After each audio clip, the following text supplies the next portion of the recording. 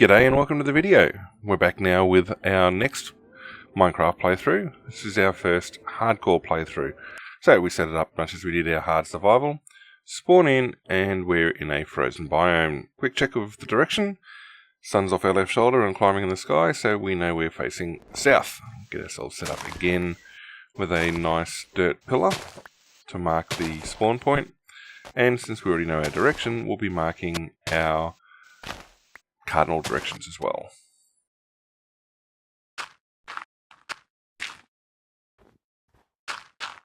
Alright, quickly done. There you go. There's our north. Now, because we're in a frozen biome, there's very little in terms of resources to get started. Gather whatever grass we can find. Get seeds. Have a quick look around. See what's happening with the terrain. And into gathering timber.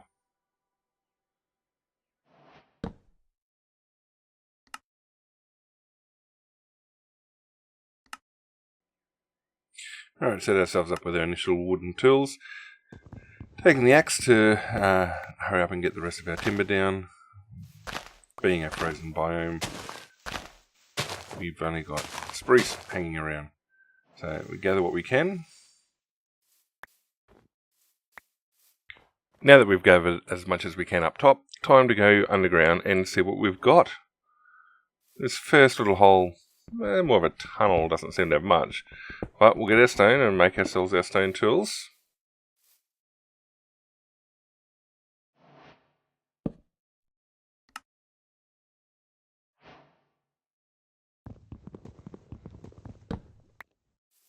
And keep on working our way through. See what else we can find.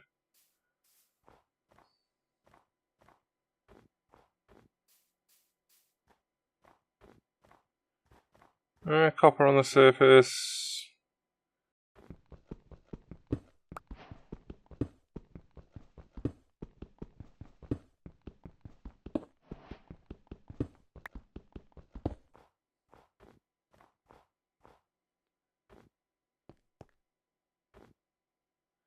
Alright, we keep poking our nose into the other holes around the place. We're looking for coal in particular. And iron secondary, but first thing we want is coal. That way we can start smelting things. Iron, of course, will be useful, but yeah, no, we want that coal. So it hasn't been too bad an effort, this first set of holes. I mean, we got some copper, we got plenty of stone to get ourselves set up for the next phase of building. Now the problem is getting lost, having to remember which way was back out. Clearly it wasn't this way.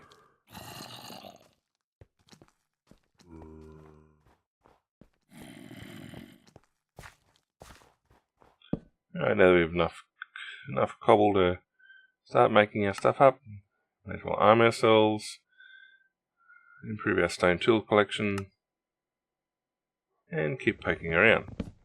I mean, since we're up here doing our little exploration, we may as well gather anything we can from this area.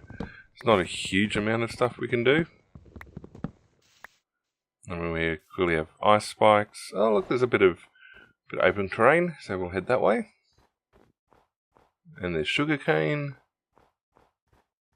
Now, unfortunately, because this is hardcore, and also the rules that we set for ourselves, we've got a base where we spawned in at. So, even if we're out here collecting resources, and even though it looks like a better place to build, we've got to go back to where our little starting tower is. We're still on the first day, and we've been doing okay. I mean, certainly doing better than we did with our survival playthrough. We haven't necessarily wasted too much timber. I mean, it is starting to come to night, so we should probably head back and look at making ourselves relatively safe for the first night. We should.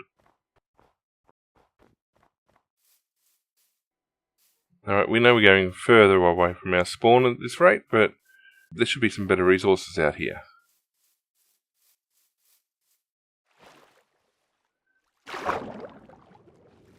Obviously, different trees.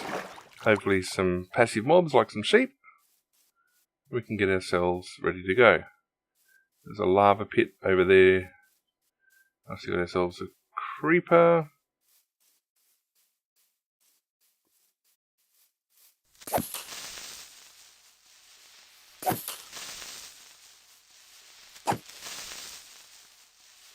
Already taken care of. With our first hostile mob taken care of, now focus on the passive mobs I can see. There's pigs, so we should be able to get plenty of pork out of that, at least get our hunger taken care of. And I'm sure there's going to be some cows nearby as well. So that's an easy start. I mean, we've got a food source now. Okay, spiders, not so much food. But it's nice enough to drop some string. We move forward, find some cows to go with the pigs that we recently harvested. So we've got a nice supply of meat coming up.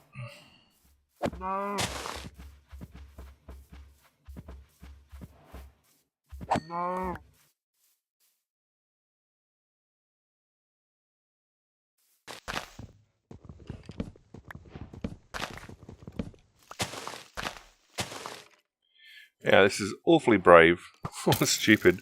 First night on hardcore, stone sword, no armour, and taking on 2 skeletons at once.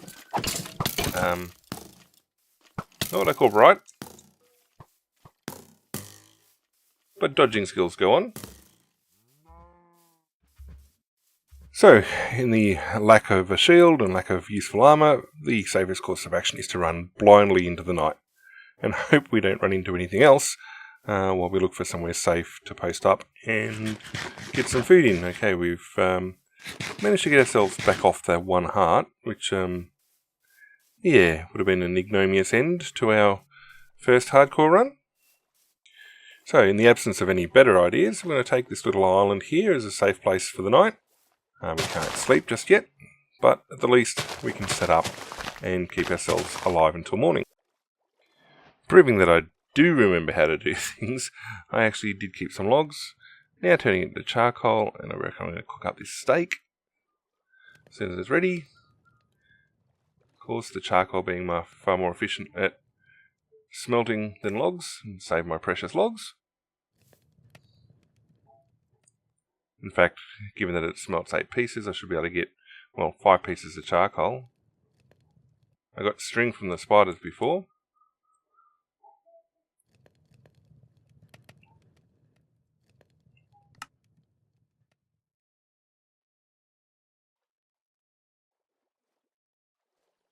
And now with that extra charcoal and sticks, I have light. I have torches on the first night, which is, again, a vast improvement over my survival playthrough, even if I did take on 2 skeletons first night unarmoured.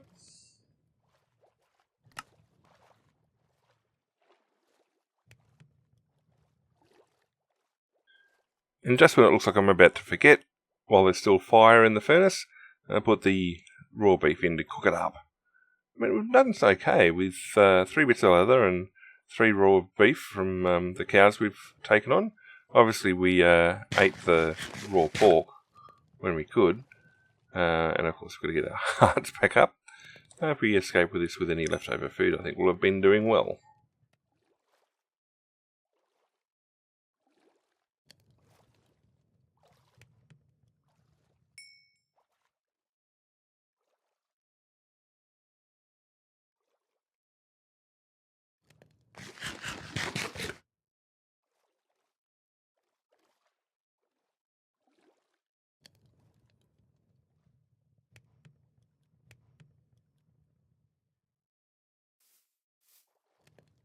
So we've also got planks. I mean, those logs would have been nice to have held on to, but at least we've got planks, we've got saplings. We didn't end up getting any oak saplings because we got chased away from the oak. We got ourselves some sugar cane, we got flowers, we got seeds, we got string, we got sticks, we got stone tools. Now we've got a fishing rod. We're actually doing pretty good for a first night.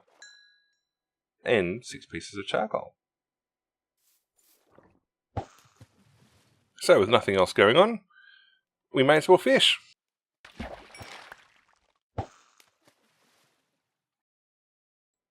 So after having productively spent the rest of the night fishing, time to take stock of what we've picked up. We've got ourselves 4 fish, picked up a couple of treasure items as well. Daylight's coming, so let's pack up and start heading back.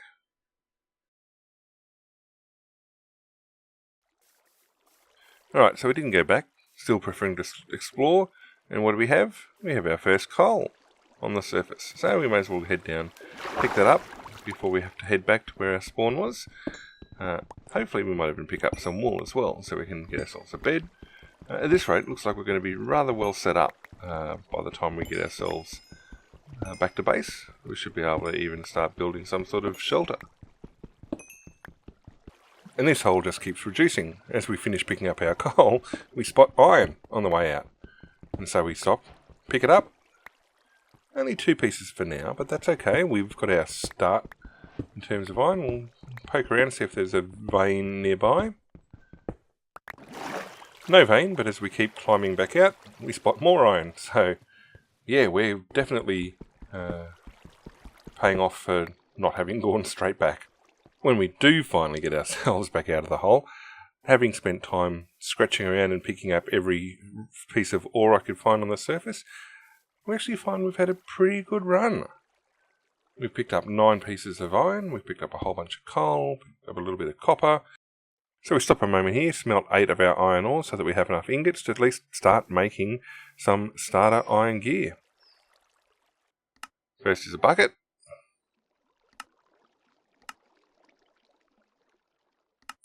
Then a shield, which is going to help against skeletons at night. And then we should really be making a pick, but we're tossing up whether to go sword, shears.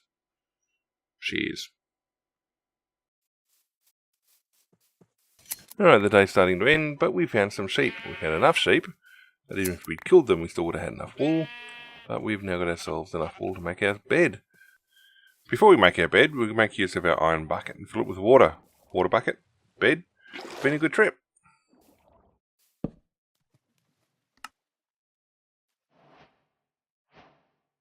Rather than spend another night fighting mobs in the wilderness, we'll use our bed, get our advancement, and wake to a nice mob-free environment.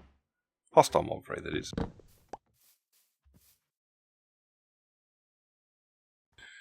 Making our way back, harvesting what we can on the way. We can see the dirt pillars that mark our spawn. Just keep checking as we come along the coast here if there's anything we can access immediately, but it's been a good trip. Our inventory is completely full. We have beds, we have a water bucket, we have shears, we've got ourselves a shield, lots of torches. It has been a very productive little excursion.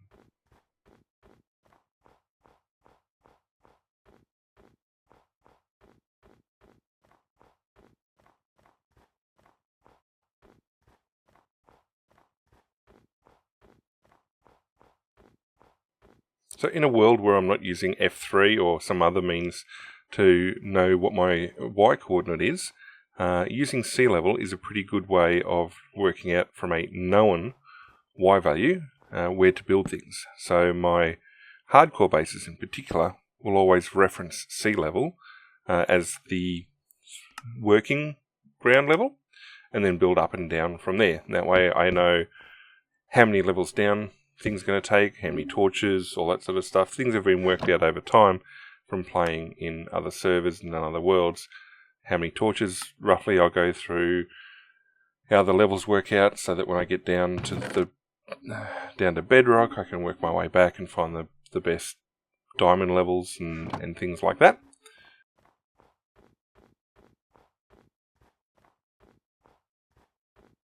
And there's also part of the base design is ensuring that there's enough room between ground level and underground facilities that they don't poke out or they don't cause unnecessary risk. So there'll be some terrain modification going on as we go through, but yeah, expect to see the first real base level go in down at sea level, or a required number of steps up, which would probably be my first floor, and then I work back from there. So, working on the lesson from my first hard survival world, a campfire is far more efficient for cooking food than putting multiple fuel through a smoker or a furnace. And I had a second campfire that I put down on the beach line here to melt the ice so that I could plant sugarcane. And then now that I've got that already working, I can start putting in the dirt to make my farmland, knowing that I'm going to have guaranteed water thanks to the campfire, no matter how cold the weather gets here. Now that we've spent a fair bit of time doing some work around the base, and the sun is high in the sky, we'll just go a little bit further afield and have a bit of a closer look at some of those small holes in the ground we found on the first day.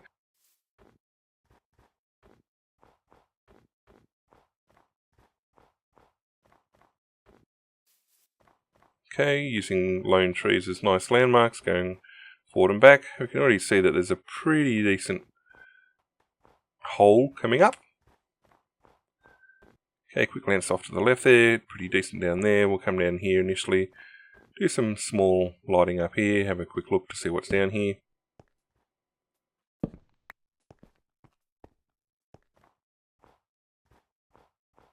The hole gets more and more interesting as we get closer.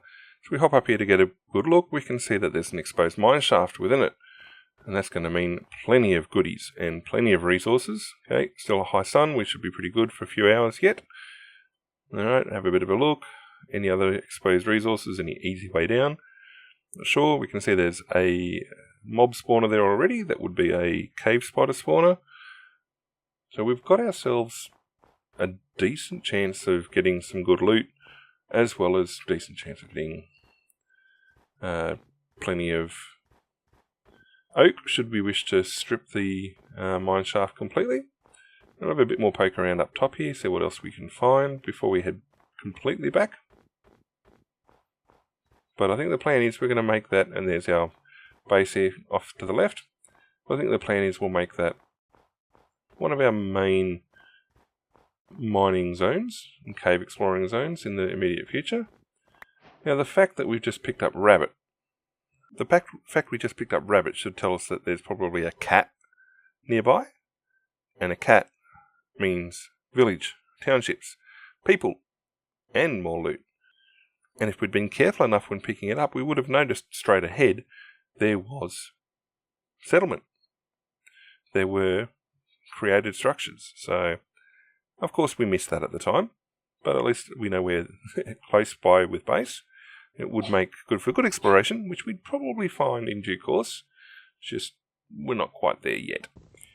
So before we head into the mine shaft and the bigger underground mining area, we'll head back towards the plains and do a bit more resource gathering back here of tree types and other items that we aren't really able to find or effectively get in our snowy biome.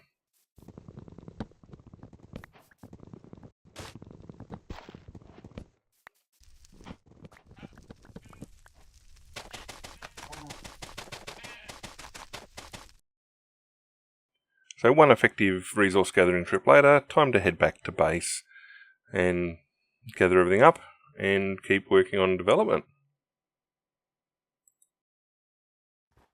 Now another marker that I can use to identify my base is the giant spruce. It's also one of the things I like to plant as early as possible. We can see it from much further off than we can see our torches or we can see our dirt pillars. And in the case of a frozen biome where there's not much else around, a giant spruce is a very, very good long distance marker for where my base is.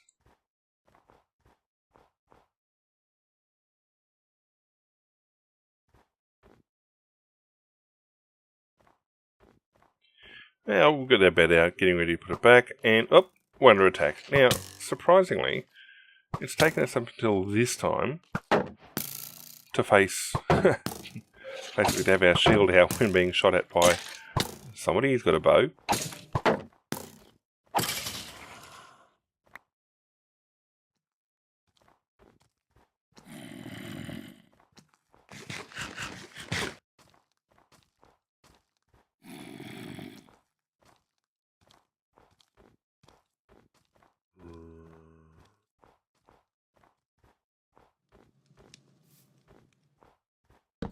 So because we're late getting back into sleep, there's going to be other mobs around in the morning that we need to take care of, like that one right there.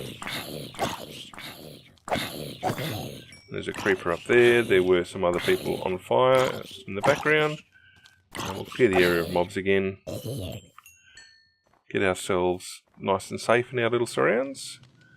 Of course, those trees are going to give protection to the skeletons and the strays that are bound to spawn if we don't sleep properly. But at least we can keep the place lit up. We've got better resourcing than we had with our hard playthrough, number one. So this is looking like we've got a relatively safe environment as long as we can keep ourselves relatively mob free on the surface.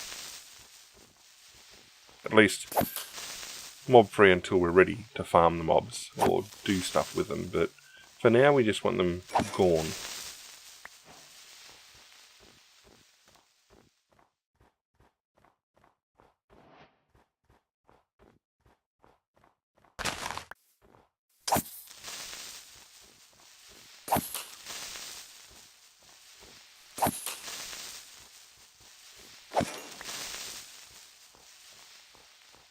With the hostile mobs out of the way, we set about placing our resources that we gathered. We've got birch saplings, we put out our oak saplings, we do some more of our farm, and basically get ourselves set up to put more effort into building our immediate base and surrounds.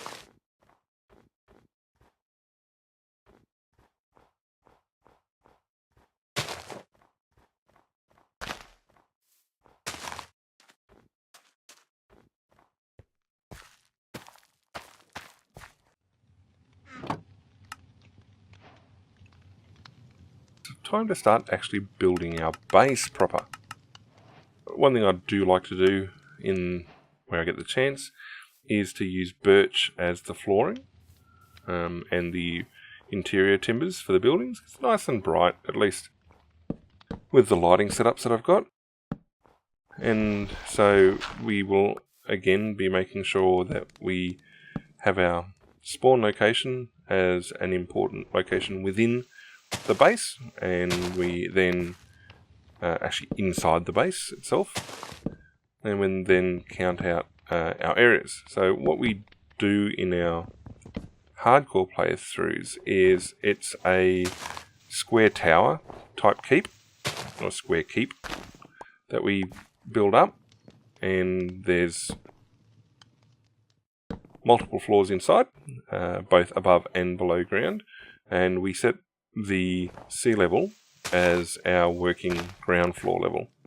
So anything up above and below that, so even if terrain is elevated, we can work out what floor technically we're working from and with in order to build the base correctly from there. Now that does give obviously an extra little bit of a degree of difficulty, but that's part of the rules I set myself. So at least we're putting this initial floor in. We have the stairs, so that we can go up and down as needs be. And basically this frames everything out. Now, until we basically tunnel down to sea level and terrain modify around, these stairs will take us effectively underground, but in reality it's going to take us to the new working ground floor level.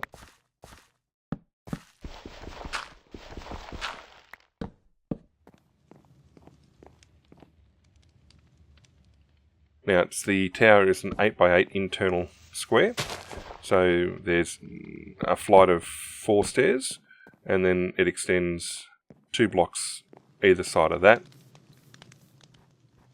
Generally the stairs go, get my orientation correct. I build it so that the hall coming off the tower faces south, and the stairs will then generally run south to north. So going up the stairs, you're travelling north. So if we come back, our north marker, which is behind our central dirt pillar, the stairs climb up towards that north marker. So when we've done here, the hall will come out behind us. And that's basically because when we get our shaders and stuff in place later on, it gives a very nice effect because the walls in the hall are stained glass. So it makes a very nice lighting effect. As well, it gives constant orientation and everything else so that when I'm moving around the area and things like that, I can work out which way I'm headed and everything else just by looking at where the base is and how the base is laid out.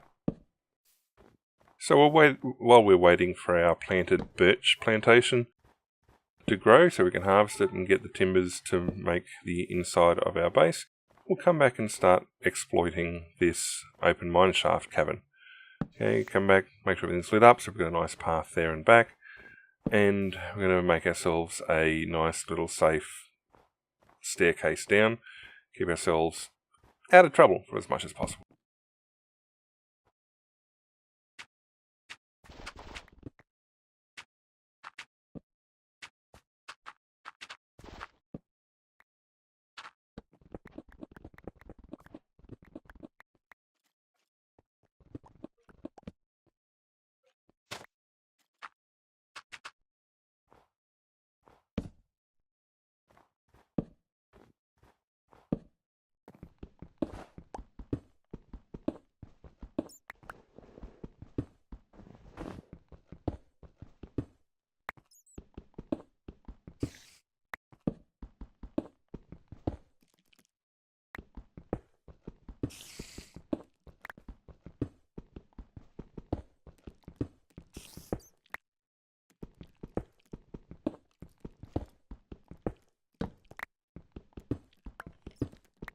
Daylight's fading, so this is probably about as far as we want to get today.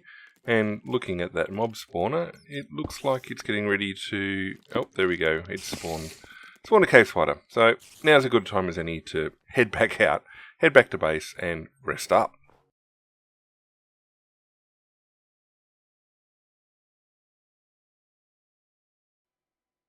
Oh look, kitty!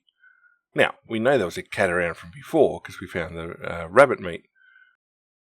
Seeing the cat just guarantees that there is a village nearby. Now, we hadn't put any extra effort into finding it at this point.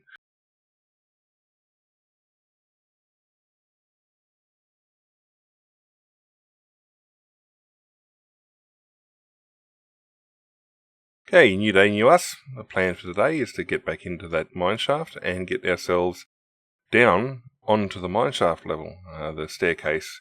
We stopped a few blocks short since the cave spiders had started to spawn. I think the priority will be, once we get onto the mineshaft, is to disable the spawner temporarily. Then once we've had a bit of an explore and making the immediate mineshaft areas safe, we'll come back and we'll turn that spawner into a decent little XP farm. There'll be plenty of spider eyes, string, and, most importantly, XP.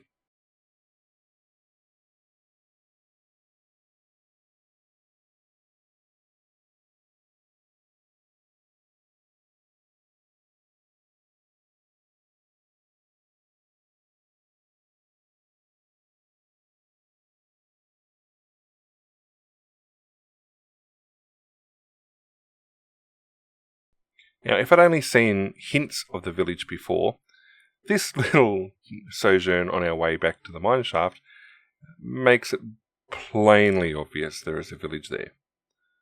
But rather than notice what I'm looking at, I look at the sky, turn around, and head back into my hole.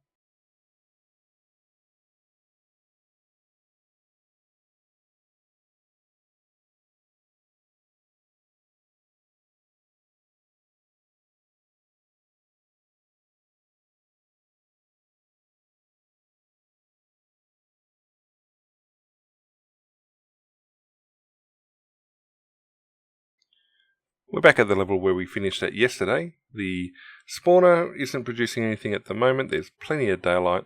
So we continue to open up the gaps and staircase our way down onto this upper level of the mineshaft.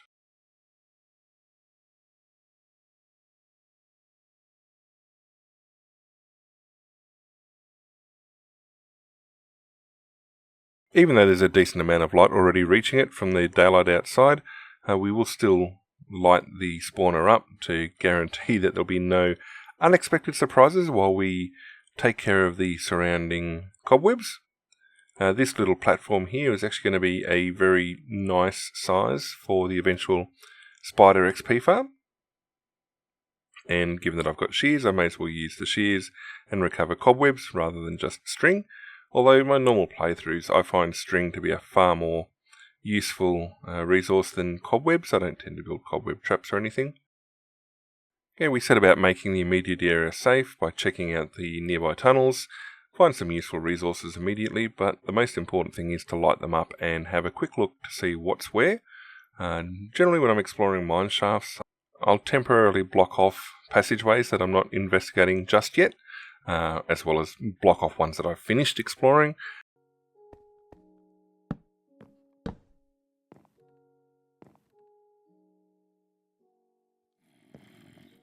So my basic spider farm and cave spider farm is pretty much the same. It's based on a 3-wide corridor with the spawner inside it. I put 2 rows of 3 fences up in front and then start cobblestoning or stone walling in everything behind it. Reason for that is you can stand a couple of blocks back, kill the spiders through the gap between the fence and the stone. And unless you're standing too close, the spiders can't get to you. And then if you wall the rest in, you give the spiders more than enough space to spawn in, and there's no other place for them to go, so they'll come forward, try to pathfind to you, and it gives you enough room to happily farm XP. Now, if you get too close, you'll get bitten and poisoned if it's a cave spider, but this gives me plenty of space, and that's, once this is walled in, that is going to be my XP farm.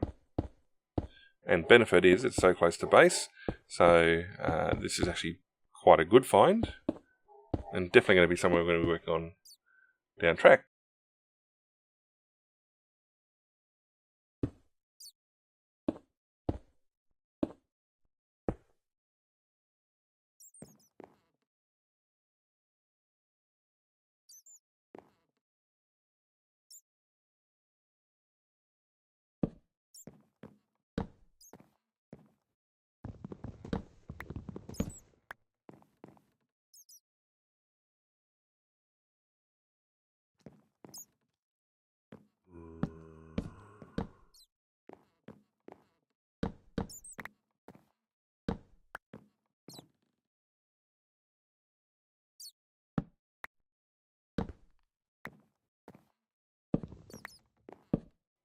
Alright, the farm is complete, everything's back in place, the spawner is reactivated, so go pick up some other items, light the area up, make it nice and safe for us to stand here and farm, come back and have a look.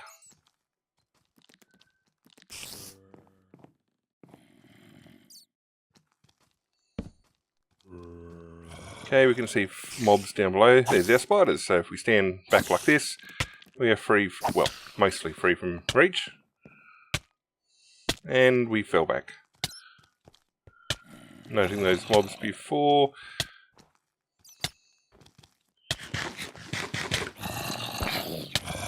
And we're dead. If it wasn't for the fact we fell off the level while we were already poisoned, that zombie would not have done anything to us. Really. And we had no hunger. Well, not a great end to the first hardcore run through, but we may as well come up and have a look at the nearby area. We know from looking before that there was a village just over the back here, and we probably should have come and had a look over here first. Anyway, base is right there.